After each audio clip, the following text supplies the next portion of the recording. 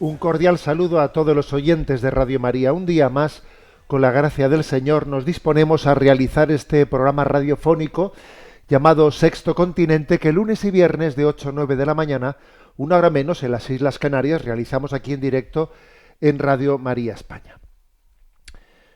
Hoy es 5 de diciembre, estamos en la novena de la Purísima, la novena de la Inmaculada, y voy a arrancar con un comentario que luego desarrollaré en el programa, a propósito de que antes de ayer, 3 de diciembre, Spotify, pues una, digamos, gran plataforma, ¿no?, de audios y de podcast, Spotify publicó el ranking global de los artistas cantantes más escuchados del año.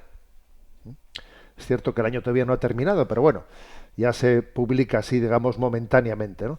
Y entre todos los cantantes, el más escuchado, pues es Bad Bunny. Bad Bunny, que es un conocido cantante de reggaetón de Puerto Rico, y sobre el cual quisiera hablar hoy, sobre él, bueno, más que sobre él, sobre su música, ¿no? Quisiera después desarrollar este tema. Entonces quiero arrancar con un comentario que es el siguiente. Cuida de la música que escuchas y la música cuidará de ti. La música nunca es indiferente, atraviesa la razón y llega directamente al corazón. Se abre paso donde a veces las palabras ordinarias no penetran, y por eso custodiar lo que entra por nuestros oídos es una forma concreta de custodiar nuestra alma. La música forma el corazón, para bien o para mal. El ser humano fue creado para la armonía. Dios mismo, al ordenar el caos primigenio en el Génesis, imprime a la creación un ritmo, una melodía divina. Sí, Dios ha imprimido en nosotros una melodía divina. Y cuando el hombre vive en gracia, sintoniza con esa música del Creador. Sin embargo, cuando dejamos que melodías cargadas de violencia, vulgaridad, sensualidad desordenada entren en nosotros, tarde o temprano ese ruido interior se traduce en actitudes, deseos y pensamientos, ¿no? Como dice San Pablo, lo que entra por los sentidos termina modelando la mente. Eso está ahí referido en Romanos 12:2. La música buena, sin embargo, la música buena se convierte en compañera del alma. Hay músicas que serenan, que elevan, que ayudan a orar, a vivir en esperanza. Una canción noble puede acompañarte en una tentación y ayudarte a vencerla. Te puede acompañar en un momento de tristeza, de cansancio, de monotonía, para superarlo. La música bella tiene la capacidad misteriosa de recordarle al alma que fue hecha para Dios. Por eso, cuidar la música que escuchas es como escoger con quién caminas. Si caminas con melodías limpias, te elevarán. Si caminas con melodías turbias, te arrastrarán. Y es que la música vigila lo que hay dentro de ti. Si eliges música que alimenta la virtud, esa misma música te recordará quién eres y a quién perteneces. Cuando tu corazón se incline al desánimo, esa música te va a susurrar esperanza. Cuando sientas tentación, te recordará la pureza. Cuando te fatigues, te recordará la fidelidad de Dios. En este sentido es que he dicho que la música cuida de ti, porque te devuelve al cauce interior de la verdad y del bien. La buena música actúa como un guardián, como un eco de la voz del buen pastor, que te llama a vivir en la luz. Por lo tanto, señores, vamos a ver, un cristiano no puede ser descuidado con aquello que configura tu sensibilidad. No le quites importancia. En un tiempo en que tanta música comercial alimenta ideologías superficiales, sexualidad desordenada, desprecio, egoísmo, resentimiento, estamos llamados a custodiar nuestros sentidos, que diría San Juan de la Cruz. San Juan de la Cruz no conoció Spotify, pero nos diría, cuida tus sentidos. no por puritanismo, sino porque la belleza es un camino de santificación. Y la música noble no solo nos entretiene, educa, corrige, eleva, sana. Y es que, fijaros, Jesucristo es la música perfecta del alma. San Agustín decía, ¿no? Canta y camina, porque el canto que brota del corazón en gracia es un anticipo del cielo. Quien escucha música que refleja la verdad del amor de Dios, lleva dentro un pequeño anticipo de la armonía eterna. Por eso, cuida de la música que escuchas. Y cuando lo hagas, descubrirás que la música es un reflejo del orden y de la belleza de Dios. Y tú cuida de la música que escuchas. Y la música cuidará de ti. Te protegerá de la confusión. Te apartará de lo vulgar. Te orientará hacia la pureza. Te ayudará a mantener la paz. Y te recordará siempre el ritmo suave del Espíritu Santo. Por ahí, ¿no? Hay muchos lugares en los que dicen, eres lo que comes. Eres lo que comes. En cierto sentido también se puede decir, eres lo que escuchas, eres la música que escuchas. Sexto Continente es un programa que tiene interacción con los que sois usuarios de redes sociales. En Instagram y en Twitter a través de la cuenta @obispo_munilla. En Facebook a través de la página que lleva mi nombre personal de José Ignacio Munilla. Los programas anteriores de Sexto Continente están a vuestra disposición, tanto en el podcast de Radio María como en las plataformas de YouTube, en la plataforma YouTube, en Ti Confío, en la plataforma de Spotify, iVoox, Amazon Music, también con el nombre de Sexto Continente, y deciros que podéis seguir también este programa en directo desde la web www.enticonfio.org. Allí también están los programas anteriores almacenados y otros muchos materiales que vamos, por la gracia de Dios, vamos generando. Bueno, adelante, vamos. Yo he comenzado el programa con este comentario, ¿no? Cuida de la música que escuchas y la música cuidará de ti. Y esto lo he hecho a propósito de que antes de ayer, en la fiesta de San Francisco Javier, 3 de diciembre, no creo que ellos serían conscientes de eso, Spotify lanzó pues el ranking global de los artistas y cantantes más escuchados del año 2025. Es verdad que, por ejemplo, pues aquí en este programa habíamos hablado recientemente de Rosalía, ¿no?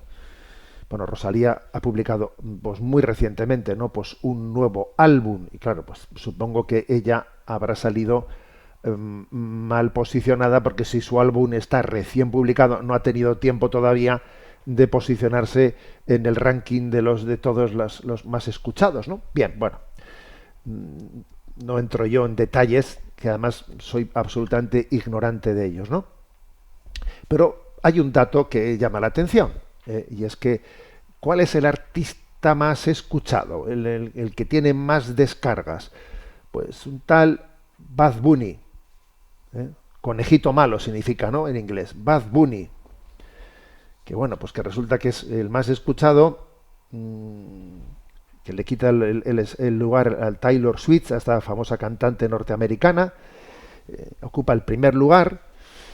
Y entonces, fíjate, pues en Spotify tiene pues 19.800 millones de escuchas, o sea, de descargas de canciones, o de streams aproximados, ¿no? De cuánta gente ha escuchado las canciones de Bad Bunny el año 2025, 19.800 millones, o sea, casi 20.000 millones. Si tenéis en cuenta que la Tierra tiene, creo que nos estamos ahora en 7.000, 8.000 millones de habitantes, es que claro, dice uno, debe de haber mucha gente que está con la cabeza rayada, escuchando y escuchando, ¿no? Y claro, vamos a ver. Entonces, ¿por qué quiero hacer yo este comentario? Pues porque esto es una señal de la herida que tenemos. Porque es que en el mundo están pasando cosas. A mí me han hecho una entrevista estos días desde un medio de comunicación. Creo recordar que era el Confidencial, pues que está haciendo una un reportaje sobre el retorno a los valores cristianos, ¿no? Que se perciben en algunos pues, ámbitos culturales. Y es cierto que ese retorno pues, se percibe, ¿no? Y en este programa nos hacemos eco de ello. Pero yo una cosa que le decía a la periodista que me entrevistaba es que nuestro tiempo se caracteriza porque pasen cosas contradictorias al mismo tiempo. O sea, no es como quizás en otro momento histórico en el que los flujos, los bandazos iban, ahora vamos en una dirección, ahora vamos en la contraria. No, en este momento pasan cosas contradictorias al mismo tiempo. Pasa el fenómeno Rosalía, ¿eh? Y pasa el fenómeno del Bad Bunny. Las dos cosas pasan al mismo tiempo. Porque es que si por algo se caracteriza nuestro momento, es porque nos estamos creando cada uno un algoritmo, cada uno vive metido en su burbuja y le puede llegar a parecer que lo que ocurre en el mundo es lo que ocurre en tu burbuja, en tu entorno, ¿eh? Y tienes una capacidad bastante limitada de tener una fotografía pues plena, íntegra de por dónde van las cosas, porque son absolutamente contrarias, contradictorias, ¿no? Pues el fenómeno Rosalía, o el fenómeno Bad Bunny, el fenómeno Hakuna y tal. ¿Cómo integras tú eso? Madre mía. Pues bueno. Entonces, pero sin embargo, ojo, que en este momento que sí que hay signos de un retorno a lo espiritual, a lo religioso, pues Bad Bunny se presenta aquí como el cantante más escuchado, el que lidera el ranking. Bueno, y entonces, claro, esto también indica un signo de enfermedad espiritual, claramente, ¿no? Claramente. Bueno, Bad Bunny, ¿quién es este hombre? Pues nació en Puerto Rico. Él se llama Benito Antonio Martínez Ocasio, que me hace gracia, que luego nos sintamos como necesitados de cambiar nuestro nombre y ponernos Bad Bunny. Bueno, pues ya te digo yo. Es considerado como uno de los principales exponentes del reggaetón, del trap latino, también se dice de la música urbana. Su repertorio pues es muy variado, el desamor, la ira, la melancolía, sobre todo hedonismo y mucho hedonismo, ¿no? La verdad es que vamos, tristísimo, tristísimo muchas canciones, pues la letra de las canciones que hay que hacer un esfuerzo, ¿no? Para ver qué palabras están diciendo ahí, no, pero se repite, se repiten, es una sexualización explícita. Y hay muchas letras que es una especie de pornografía, ¿no? Yo creo que este tipo de música sería impensable. Es también un reflejo de cómo hay una parte muy grande de la población pues enganchada a la pornografía y se expresa en la música. Es una sexualización explícita. Muchas letras incluyen descripciones gráficas del deseo, prácticas sexuales, lenguaje vulgar, cosificación del cuerpo, trato de la mujer como un objeto. Muchos estudios, ¿no?, denuncian cómo Bad Bunny intenta a veces, ¿no?, subvertir ciertos estereotipos, pues diciendo, no, pues él también se presenta como defensor de la causa LGTB, ya, pero luego al final y con eso parece que yo no soy machista, ¿sabes? ¿No?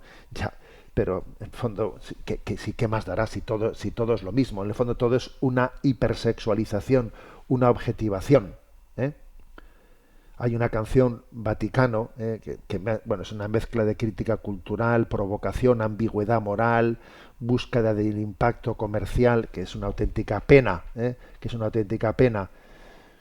sexo, hedonismo, rebeldía, bueno, y no hace más que, de alguna manera, eh, también hay que decir que es un exponente de un género, no es una persona suelta. O sea, Bad Bunny no, el problema no está en un individuo, no. El problema no está en un cantante. También hay que decir que el reggaetón en su conjunto, vamos, pues va por aquí, que el reggaetón tiende, ¿no?, a presentar el cuerpo como objeto de consumo, promueve una visión antievangélica del amor humano, Es una escuela de comportamientos contrarios a la castidad, a la dignidad humana.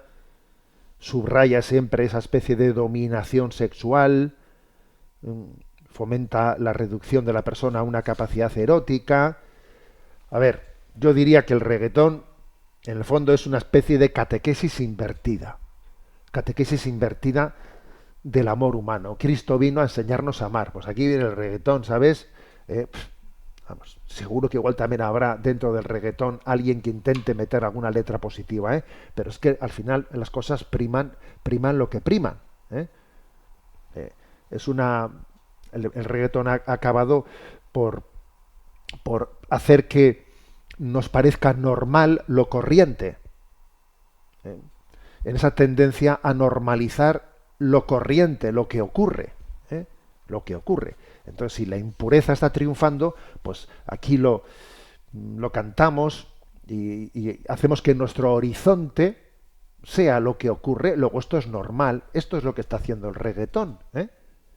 Normalizar lo corriente, lo vulgar,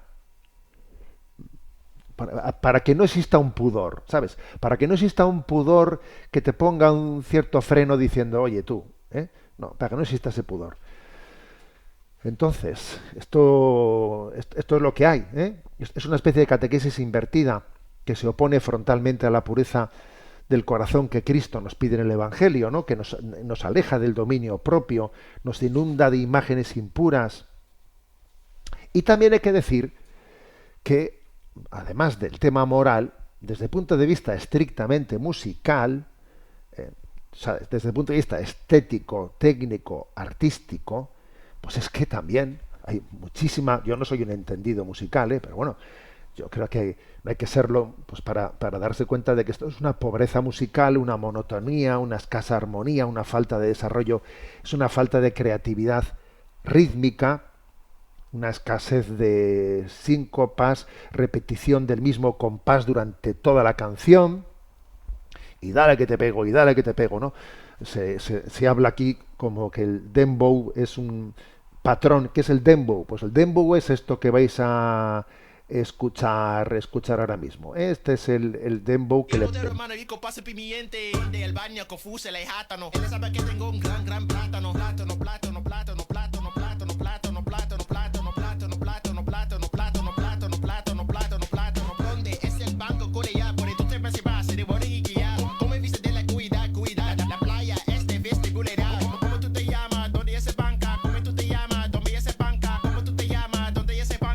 Esto se le llama el dembow, que es dale que te pego, y dale que te pego, ¿no? Y dale que te pego.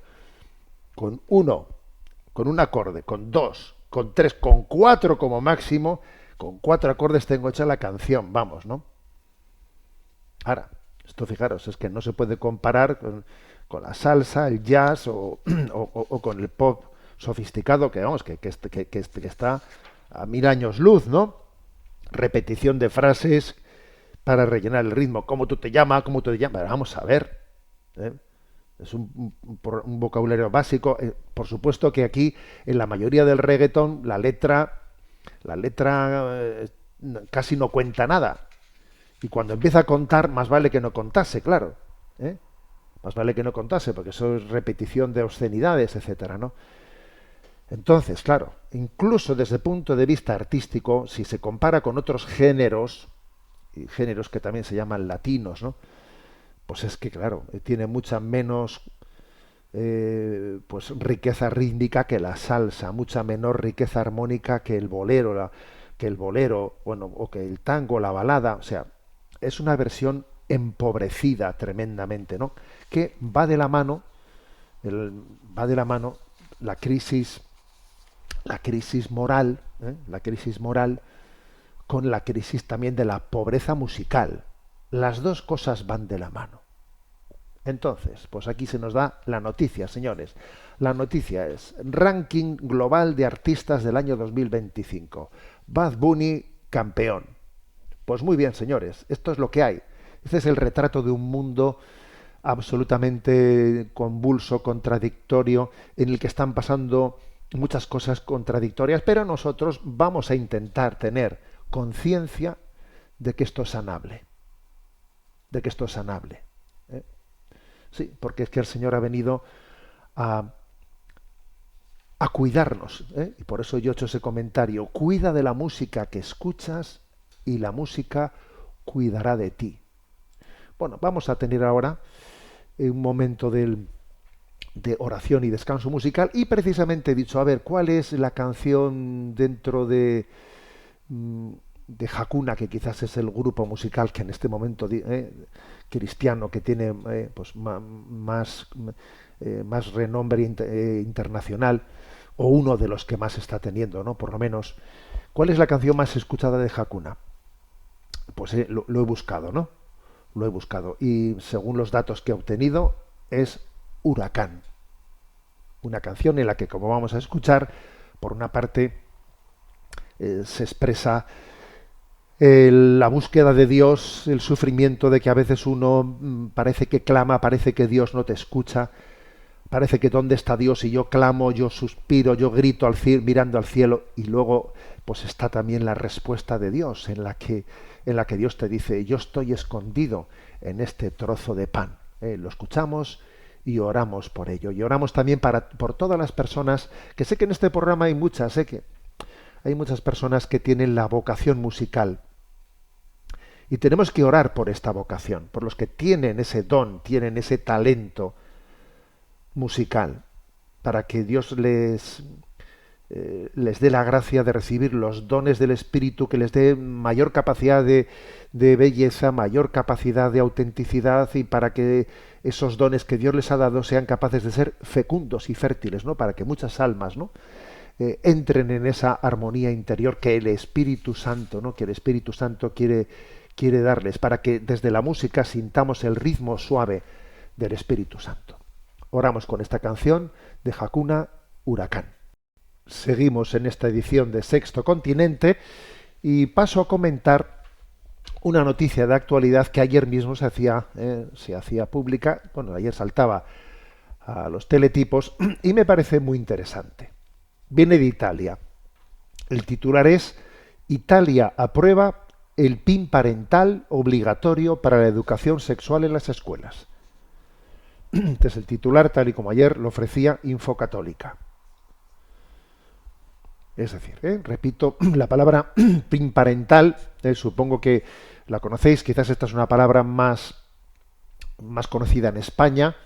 El PIN parental quiere decir, a ver, pues que cuando en el colegio a los alumnos se les va a ofrecer una determinada enseñanza en materia de sexualidad o lo que fuere, pues un padre tiene como un PIN parental, es decir, como diciendo, a ver, yo tengo el derecho de decir a mi hijo no, o sea, yo lo voy a decir, la última decisión la tiene el padre.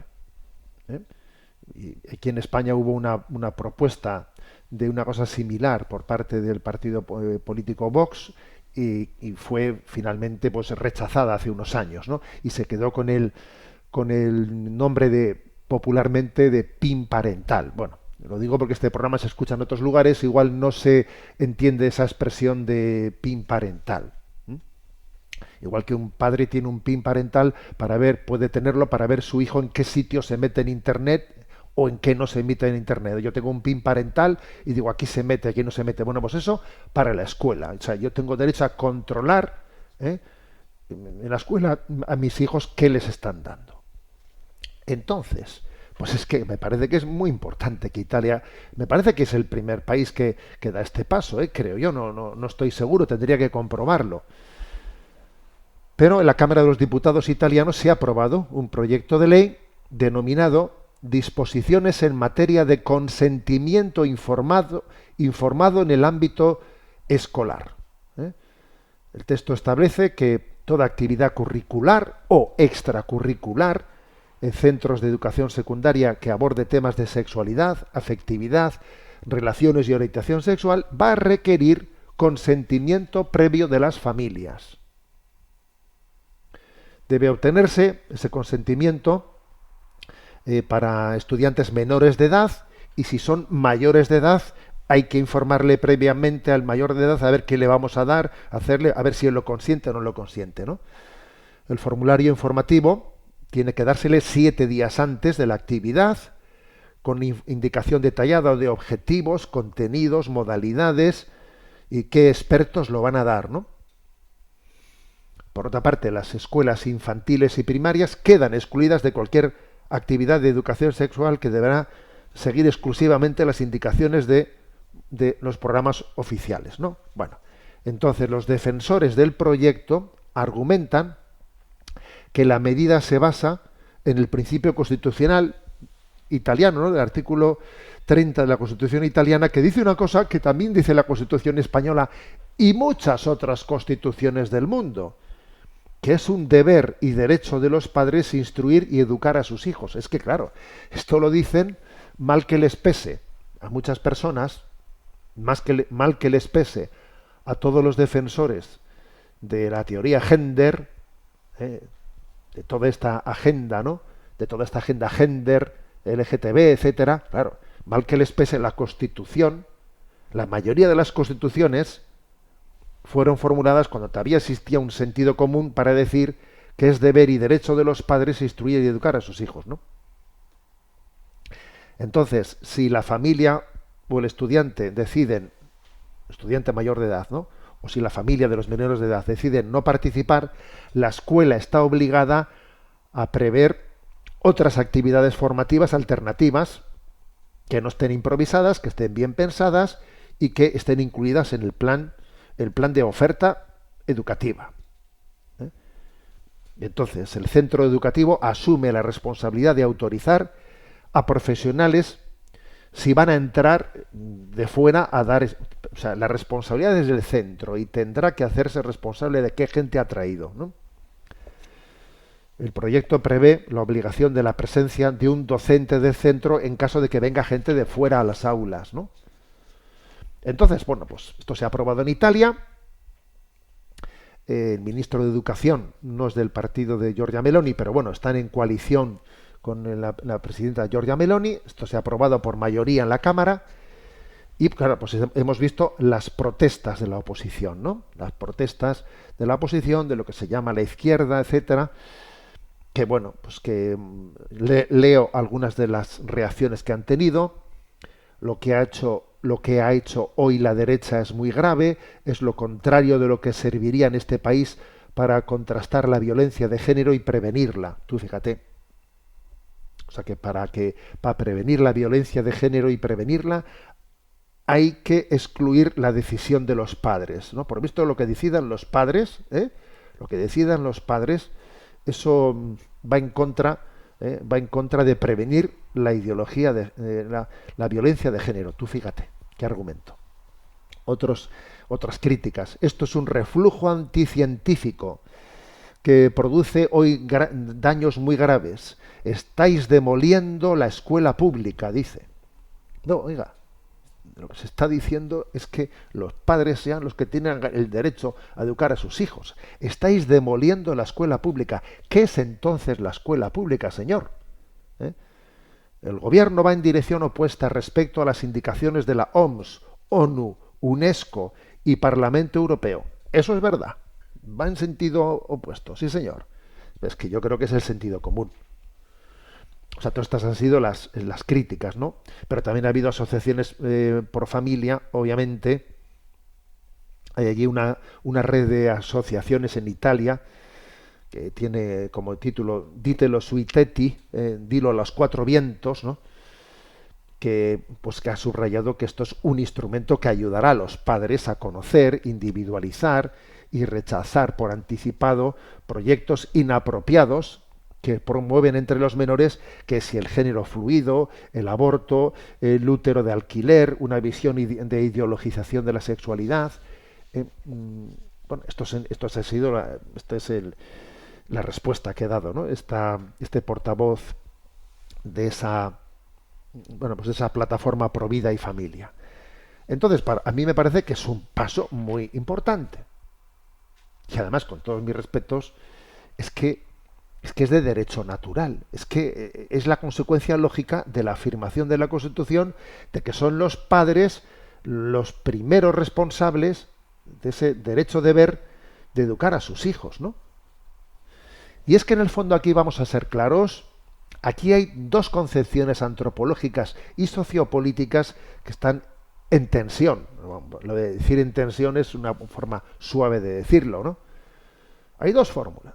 La que entiende que la familia es la célula básica de la sociedad y el Estado es subsidiario, y por el contrario, la que entiende que es el individuo, la célula básica es el individuo.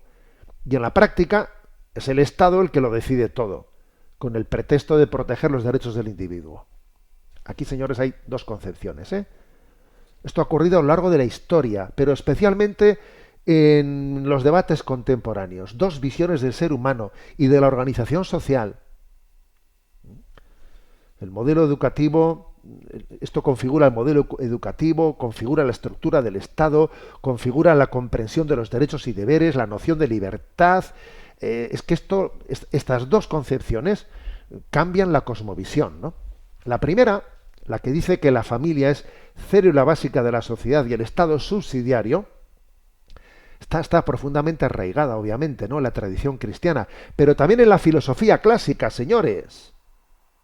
Esto parte de una convicción fundamental, que el ser humano nace, crece y es educado en una comunidad primaria, que es la familia, fundada en la alianza estable entre un hombre y una mujer, abierta a la vida.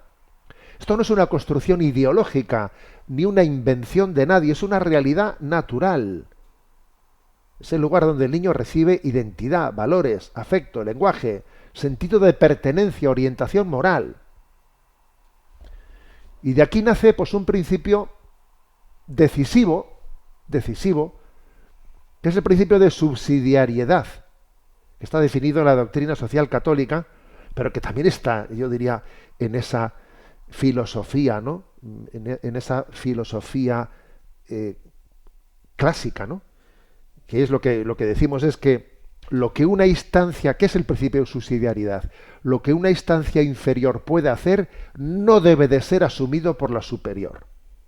Lo que unos padres deciden sobre la educación de sus hijos, que no venga a corregirlo el director del colegio, que no venga a corregirlo el diputado o el ministro de Educación. No, lo que una instancia inferior puede hacer no debe de ser asumido por una superior. El Estado existe para ayudar, no para sustituir. La autoridad pública respeta la competencia educativa, cultural y moral de la familia. O sea que la sociedad se construye de abajo arriba. Familias, más arriba comunidades naturales, cuerpos intermedios y finalmente el Estado. Pero se construye de abajo arriba. Y esto tiene consecuencias, claro. Las consecuencias es que el Estado es servidor, no protagonista. Es administrador, no dueño de las cosas. Claro. Por ejemplo, ¿no?, con la educación concertada. Hay personas que dicen, no, es que esto lo paga el Estado. Luego, como lo paga el Estado, usted no es quien aquí para decidir qué tipo de educación tiene que dar. Oiga, perdone, el dinero no es del Estado. El dinero es de los padres. Y usted lo administra. ¿Me explico? Usted es un administrador. Humilde. No alguien que se siente dueño de repartirlo y de utilizar ese dinero para difundir su ideología propia. ¿Pero qué es esto, hombre? El Estado es servidor, no es protagonista. La educación pertenece ante todo a los padres. La sociedad se fortalece cuando las familias son fuertes. La libertad se entiende como responsabilidad y vocación al bien. Claro, esto es una visión muy distinta de la otra que dice que el individuo es la célula básica de la sociedad y que el Estado es su garante absoluto. El Estado es el garante absoluto, ¿no? Entonces, el individuo es un sujeto aislado. Si tú al individuo le aíslas, claro, es que tú aislado necesitas que alguien que venga papá Estado y te lo solucione todo. Según esta visión, la unidad primaria ya no es la familia, es el individuo autónomo, definido por su identidad subjetiva, su capacidad de autodeterminación. Tú mete tu voto en la urna y calla. Y luego ya veremos a ver cómo contamos la urna, por cierto, que se lo digan a los de Venezuela. la comunidad, incluida la familia, no es considerada como garante de derechos y de deberes, sino la familia, bueno, eso es considerada como una estructura contractual revisable, subordinada al proyecto del Estado. ¿Eh? Entonces, consecuencia de esto, el Estado cada vez es más total, es más invasivo.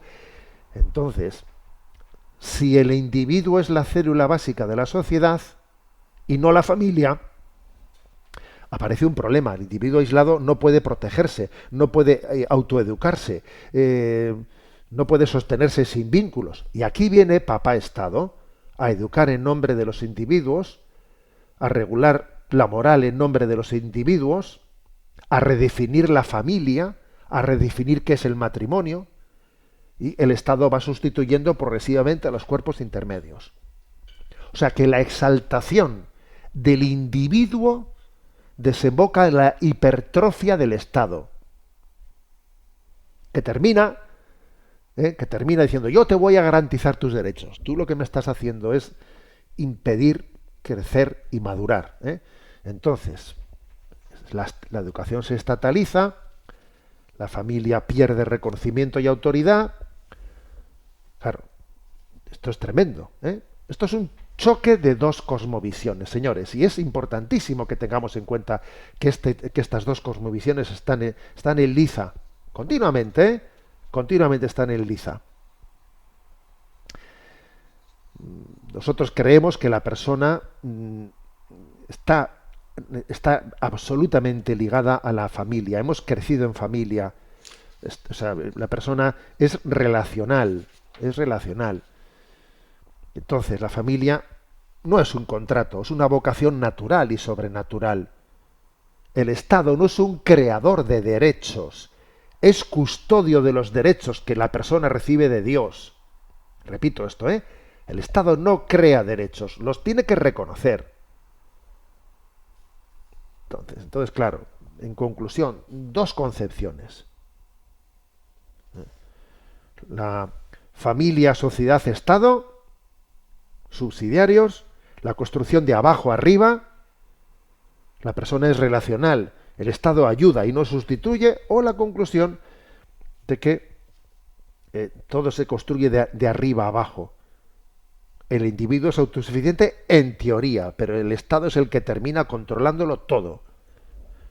Entonces, pues yo, ¿sabéis lo que os digo? Que mi aplauso a Italia, mi aplauso por la valentía de haber dado este paso, ¿no? Me parece un paso muy significativo, el PIN parental obligatorio para toda la enseñanza secundaria. Aquí se hace una distinción de la enseñanza infantil y primaria, pero yo, con todos mis respetos, no sé por qué han hecho esta distinción. Podían haber incluido perfectamente también el mismo principio.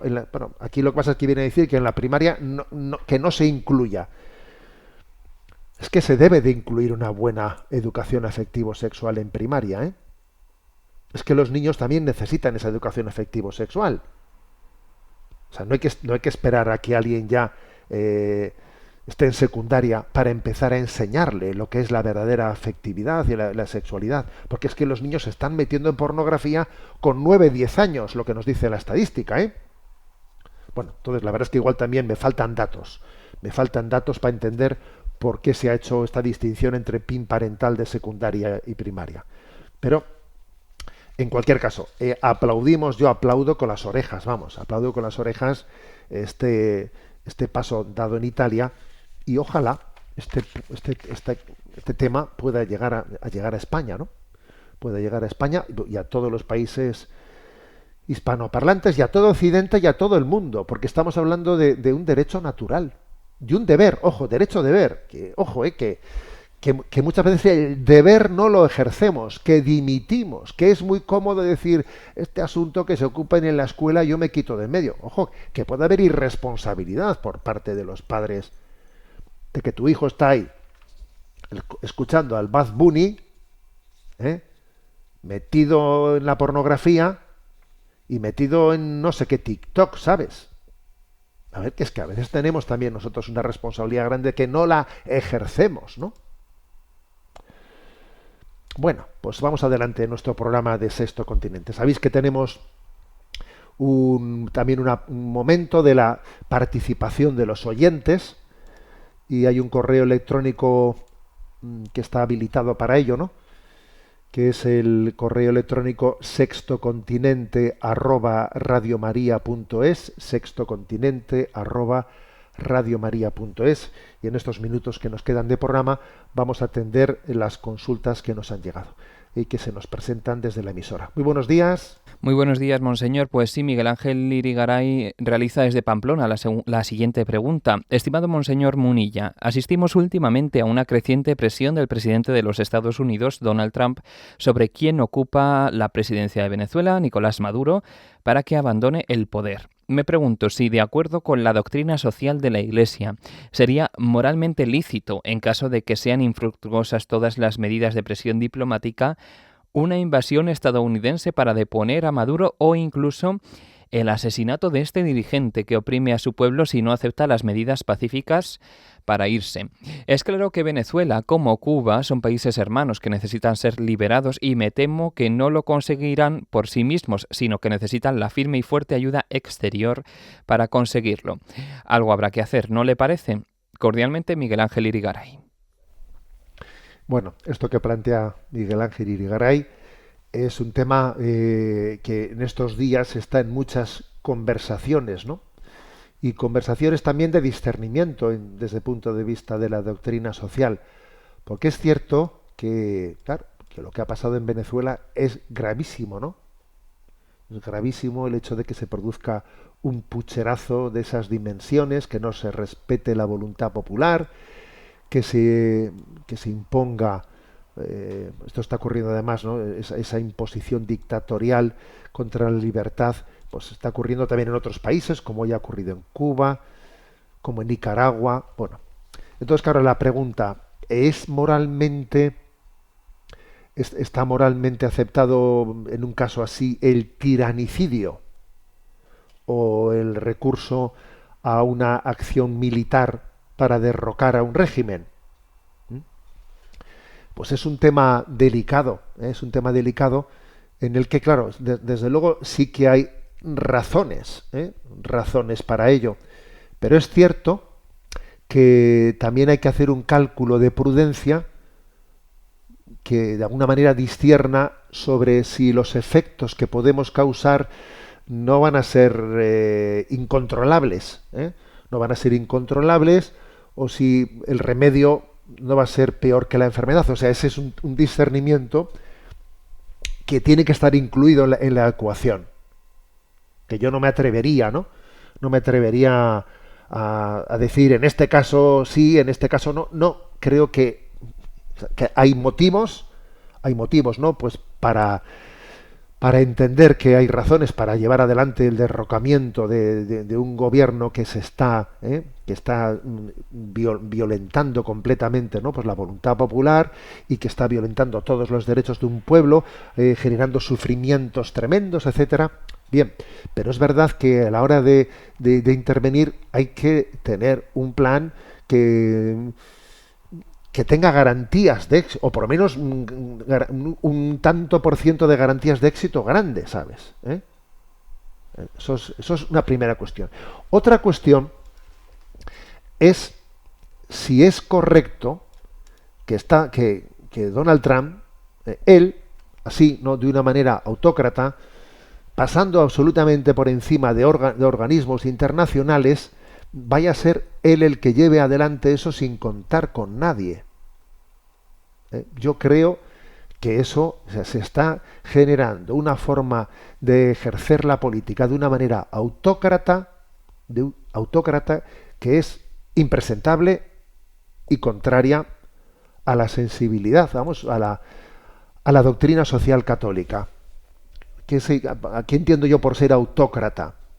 Pues es el ejercer la política al margen de los contrapesos institucionales, al margen del Parlamento, de los tribunales, al margen de... Claro, no puede ser, ¿no?, que se ejerza el poder con una concentración absoluta de decisión.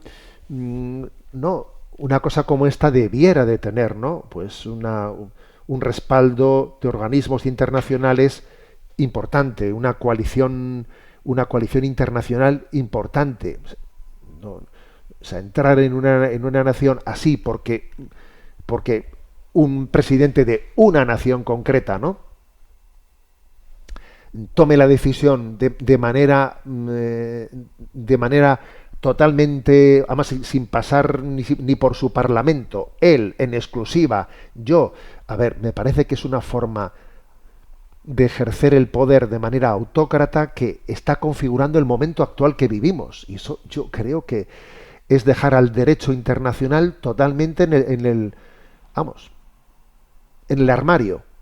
El derecho internacional, ¿sabes?, que ha estado tan desarrollado, etcétera, en este momento ha quedado en el armario.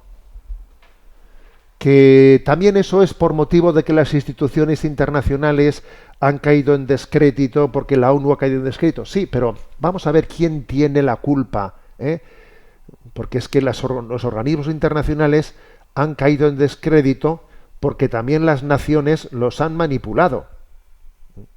Claro, si resulta que un organismo como el de la ONU ha admitido que existan unos países que tienen derecho a veto,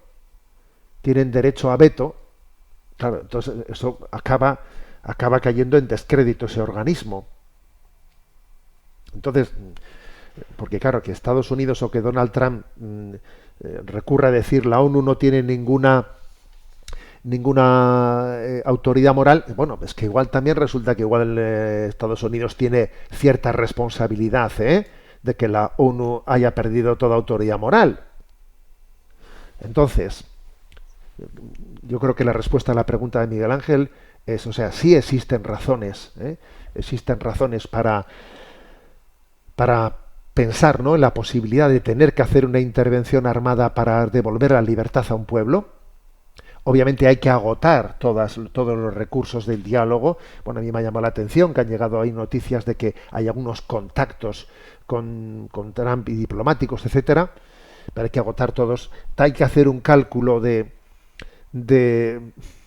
proporcionalidad sobre el riesgo de que las cosas se vayan de las manos y el remedio sea peor que la enfermedad. Ese cálculo hay que hacerlo. Y luego, sobre todo, mi gran pregunta es la última que he hecho. O sea, es decir, pero esto lo vamos a hacer así, sin un discernimiento de los organismos internacionales, así, de una manera autócrata. Me parece que eso es sorprendente, ¿eh? Y además va en la línea de lo que está ocurriendo en todos los niveles a nivel mundial. Adelante con la siguiente consulta. Una oyente cuya identidad preservamos nos plantea lo siguiente. Buenos días, monseñor. En primer lugar, le quiero agradecer la labor tan grande de evangelización que hacen. Llevo 7 años casada y sin poder tener hijos. Nosotros siempre hemos acudido a métodos naturales de fertilidad, de forma que me han estudiado el ciclo, nos han hecho muchas pruebas a los dos, nos han mandado medicación y controles ecográficos y analíticos a lo largo del ciclo y así todo este tiempo. A lo largo de este tiempo nos hemos encontrado con parejas de amigos, también cristianos, que han tenido problemas como nosotros y han acudido a fecundación in vitro. Y te lo dicen abiertamente, y como que no entienden el que nosotros no acudamos a estos métodos. Te defienden que esos hijos son fruto del amor también, que los estás teniendo fruto de tu matrimonio, que hay que apoyarse en la ciencia, en la medicina cuando hace falta, que al fin y al cabo estás dando vida y eso siempre es positivo. Que si tienen más embriones congelados son para tenerlos más adelante también todos ellos sin descartarlos, que Dios es todo amor, sabe que está hecho con amor y por ende no por ello se va a ir al infierno, que la Iglesia ha cambiado muchas veces de opiniones en la historia, que está formada por personas que se pueden equivocar y que Dios como tal no ha dicho que eso sea pecado ni que esté mal. En fin, yo sé lo que dice la Iglesia al respecto por el catecismo y porque lo he hablado con muchos sacerdotes, pero parece que al final somos los únicos tontos por seguir lo que manda la Iglesia. El resto todos han podido tener a sus hijos y están muy felices con ellos. Y sin embargo, nosotros seguimos cargando con esa cruz fiándonos de la Iglesia. ¿Podría dar luz al respecto?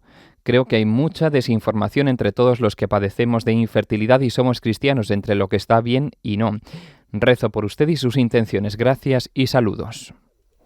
Bueno, la verdad es que me ha llamado la atención, ¿no? Pues la crudeza con la que esta oyente, ¿no?, se ha expresado en este correo, diciendo, bueno, me voy a desahogar. Se ha pegado un desahogo la pobre, bueno, que vamos a rezar por ella, ¿no?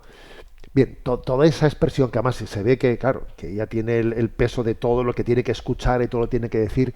Entiendo que también todos esos argumentos autojustificativos por parte de quienes han acudido a la fecundación in vitro, autojustificativos en los que no, pero si es que nada, ya la Iglesia ya cambiará de opinión, si es que en el fondo esto aquí lo que queremos es buscar la vida, pues, aunque se hayan congelado embriones, oye, pues no pasa nada, pues igual un día se utilizarán de alguna manera.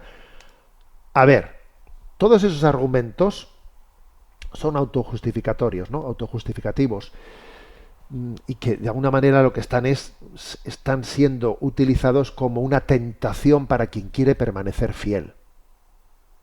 Están siendo como un susurro al oído del maligno que te dice, ves tú, vas a ser tú el último tonto, si todo el mundo hace lo que le dé la gana, pero tú no te das cuenta que no sé qué. Claro, esto forma parte del susurro del mundo, ¿no? Entonces yo creo que frente a ese buscar atajos, frente a ese decir, mira, si lo importante es el fin, no son los medios. Si el fin es bueno, pues mira, los medios ya, A ver, frente a esa continua tentación que nos susurra, que nos busca el camino fácil, ¿no? Yo creo que hay que decir, yo tengo que descubrir la vocación de Dios. Y la vocación de Dios, solo Dios lo sabe, y él me va a expresar. Pues yo igual aquí me entrego por este camino, pongo los medios que estén a mi alcance, y tengo estos medios, bueno, métodos naturales, la naprotecnología. Sabemos que la naprotecnología hoy en día está haciendo unas maravillas, unos avances importantísimos, ¿no? Para sanar o para poder superar la infertilidad. Pero una cosa es sanar la infertilidad y otra cosa es fabricar la vida artificialmente en el laboratorio. Eso no es terapéutico. Eso va al margen, absolutamente en contra, absolutamente del proyecto de Dios de que la vida nazca de un acto de amor. Entonces, a ver, busquemos la vocación de Dios. Y hay que decir, ¿y el tonto voy a ser yo? No, el listo vas a ser tú. Vas a ser el listo, porque buscar la voluntad de Dios es ser listo. Lo que es ser tonto es caminar de espaldas a la voluntad de Dios. Buscar la voluntad de Dios es la que me va a dar la felicidad, es la que me va a descubrir lo que Dios ha pensado para mí. Que igual, la hipótesis, ¿no?, de que no sea este camino que yo había pensado, porque igual no tenga en este caso concreto una sanación por la naprotecnología, lo que sea, es que Dios igual ha pensado para mí un camino de adopción porque ha pensado en un niño para mí. Entonces, soy yo el que tengo que explorar la voluntad de Dios. O en una paternidad o maternidad espirituales, que pueden ser fecundísimas. Entonces, no es ser tonto caminar en fidelidad, aunque el mundo lo pueda percibir así, ¿sabes? Buscar la voluntad de Dios es sabiduría, entender que es el designio de Dios el que nos hace felices. Rezamos unos por otros. Tenemos el tiempo cumplido. La bendición de Dios Todopoderoso, Padre, Hijo y Espíritu Santo, descienda sobre vosotros. Alabado sea Jesucristo.